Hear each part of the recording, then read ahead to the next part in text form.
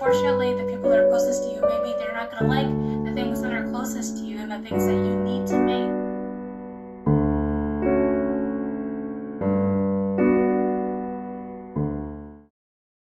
Should I put you...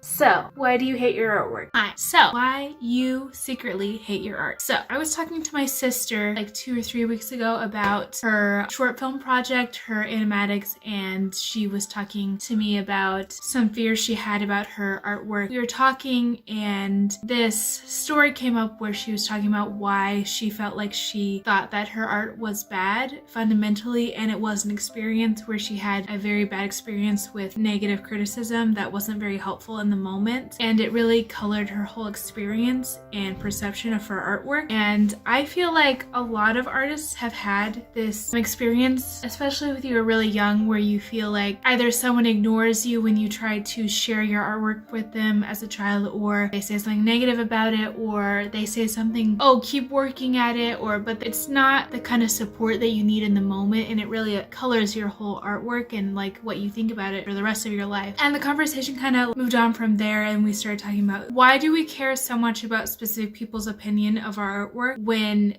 we're not making art for them. My hypothesis is one of the reasons, not the only reason, because obviously you need to learn how to do anatomy and perspective and all that shit. But first you need to, so if you have that, if you're doing that, if you're like dealing with that, the secret reason why you might hate your artwork, and this doesn't apply to everyone, but I think it could apply to a lot of people, is that you are making it for the wrong person or wrong people. So I want to break this down very specifically because it really only makes sense if you have a specific situation in mind. So you're like a 22-year-old artist and you make short animatics based off of a podcast that you listen to, and you love the podcast and you work really hard on it and your animatics are getting a lot of views and stuff, but the person that you most want in the world to really acknowledge your art and approve of it and understand it completely is maybe your grandmother. And the thing is, your grandmother, she doesn't listen to this podcast. She doesn't understand what animatics are. She doesn't really understand what YouTube is. And when you show it to her, she says, oh, it's nice, or I don't really understand. And for some weird reason, it's like really crushing for you and you don't understand why. And it colors your whole experience where you start to think that maybe everything you make is just never good enough because of that one experience. So taking that example, that wasn't a personal example, but taking that as an example and applying it to your own life, I want you to sit and really think, like, is there a person in my life that maybe I didn't realize it before, but I'm actually making my art in the hopes that they will accept it and support it and completely understand it, but it's just impossible for them to. So maybe you have a cousin or a best friend and you're making this artwork and you really want them to understand it and appreciate it because they're the most important person in the world to you, or like their opinion matters to you so much, but when you make it and share it with them, they just don't get it. And because that specific person doesn't get it, that colors your perception of your entire work. Like, you begin to think, no one is going to get my artwork, it's stupid, people won't understand what I'm making, I'm unintelligible, all of this stuff, simply because the one person that you really care about and you really care about their opinion doesn't get it. I think that's really, really difficult. I think people who don't have parents who are supportive of their art journey probably relate to this way more, but I would posit that there are a lot of artists who are making art for someone in specific and they don't even realize it. Like, they're making art and they don't intentionally say, oh, I hope my brother loves this, and if they don't, I'm going to question everything about my artwork. But there probably is someone, maybe a parent, and you just want them to understand and like it, and because you value their opinion. And if they don't like it, how can your art be good? If the person that you're putting on this pedestal doesn't like your art, how can it be good? Obviously, there is such a thing as like quality and all that subjective stuff, but I would hope that you would sit and consider this and see if there is someone in your life who it really doesn't make sense for you to give them that much power over your artwork, but because of your relationship or how attached or how connected or close you are to them, you need them to understand your artwork and appreciate it and love it. And maybe they don't. I want you to sit with that and kind of think, is there someone like that in your life? And if there is, and if they don't totally get it, or there's some kind of negative association with them in your artwork, I want you to ask yourself, are they the target audience for the art that you're making? is your grandmother the target audience for animatics based off of a comedic podcast online that she doesn't get the references to, she doesn't really understand what YouTube is, but you need her to like it? Is she really the target audience for the art that you've chosen to create? And the answer in that situation is obviously no.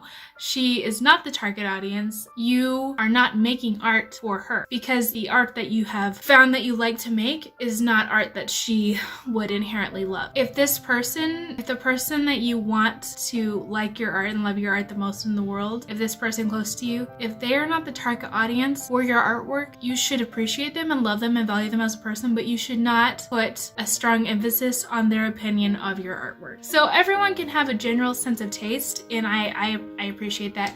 But if you're trying to get your brother to appreciate and like your comic, and your comic is about like high school love triangles, vampires, and your brother likes high fantasy and like really dark gritty stuff, no matter how much you appreciate and really care about his opinion, he probably will never get on a fundamental level what you're creating. He just won't get it, and the sooner that you accept it, the sooner that you can move on from putting all of that weight onto his opinion. It's not really fair to either of you to put so much weight in your artwork onto one person. That's not really, and I would say most people, if they have this problem, I'm kind of making this video because I'm wondering if more people have this problem, because it seems like it's a little bit more universal to artists than maybe I first thought. That person, if they're not your target audience for the thing that you're making, they're not gonna get it, probably ever.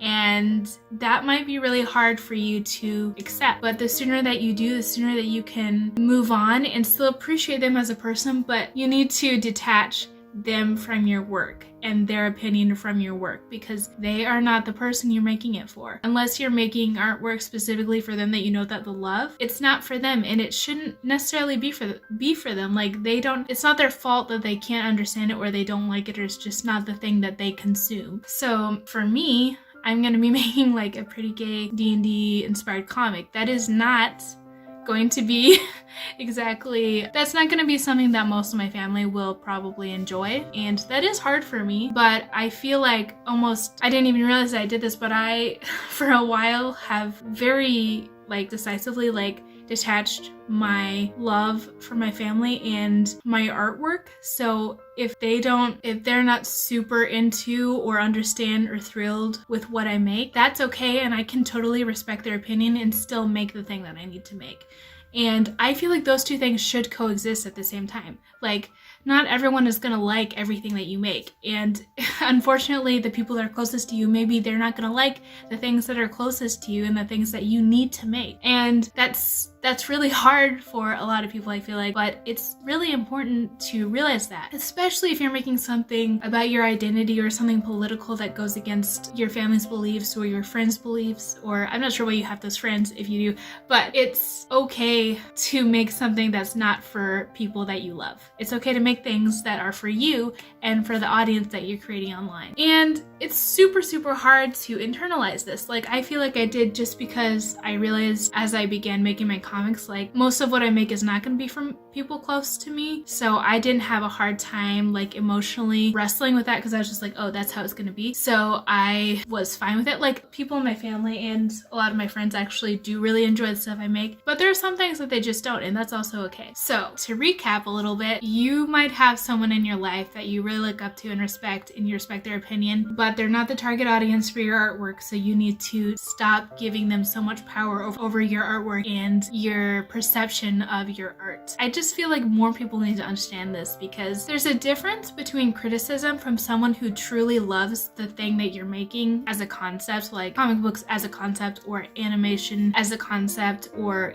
children's books as a concept. If someone doesn't like that and they're trying to critique your thing that is that, if someone doesn't like comic books and they're critiquing your comic book, it is going to be inherently much more negative and less constructive, because they probably don't know about comic books in the first place, so their advice and criticism won't be very specific or detailed or helpful. And they may have general story tips, but if they're not a fan of the medium, probably will be difficult for them to criticize very easily. I mean, I'm a web comic artist and I'm making a comic book, but I don't feel qualified to make criticisms of other people's comic books because I haven't read a lot of comic books. I'm working on that, but I know personally I just don't know enough about them to be like, oh, I know how to fix your comic and I know how to make your webcomic the best. Like, I'm still learning, and I feel like if you find people who know a lot about the thing you want to make, the kind of medium that you really love, and they're supportive and very knowledgeable, that's the people that you should be listening to for criticism and constructive critique and all that kind of stuff. Not people who have general knowledge or not even a fan of the thing that you're making.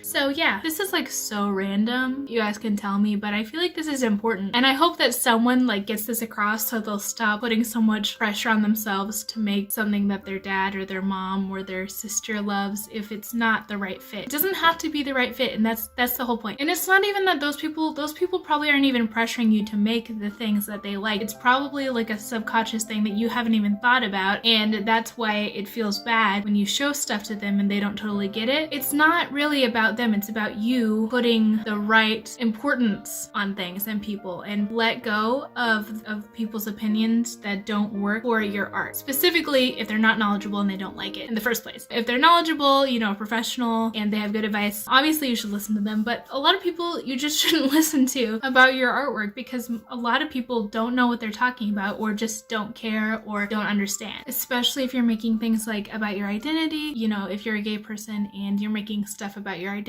I don't suggest, I would be careful who you share that with, especially if it's in your family and they already are not accepting of that. I would try to get critiqued from people online or in your friend group who are accepting of your identity and like the medium at the same time. I think that's basically all I wanted to say. So I want to hear from you guys if this makes any sense at all. Like, I really want someone, if anyone else gets this and like it helps them accept their artwork a little bit more, that would make me so happy. Like, I feel like this is a bigger problem. Like, I just want to hear like if anyone else has had this experience and if they have like what you did to deal with it. If you just like, if you're like me where you're just like, okay, fine, I don't have like, that's cool, they don't have to like all my stuff and I can just be over here making my thing. Or if you've really struggled with pleasing that one person in your life who never really understood your art, and maybe letting go of that eventually because you need to be able to actually make the stuff that you want to make, because you have to make the stuff for yourself, not for anyone else. I know making money is important, but the fundamental core of your art needs to be something you actually love, and if it's not, you're gonna be miserable, probably. That's been my experience, at least. I feel like I could be making way more profitable art if I was, you know, if I like that art, but I don't. So I'm making webcomics, which takes quite a bit of time to make, but it's what I like to do. So yeah, tell me your experiences down below, what you think, and hope you subscribe, because I'm gonna be trying to upload way more often on here, maybe, hopefully. Still trying to figure out the format of the videos because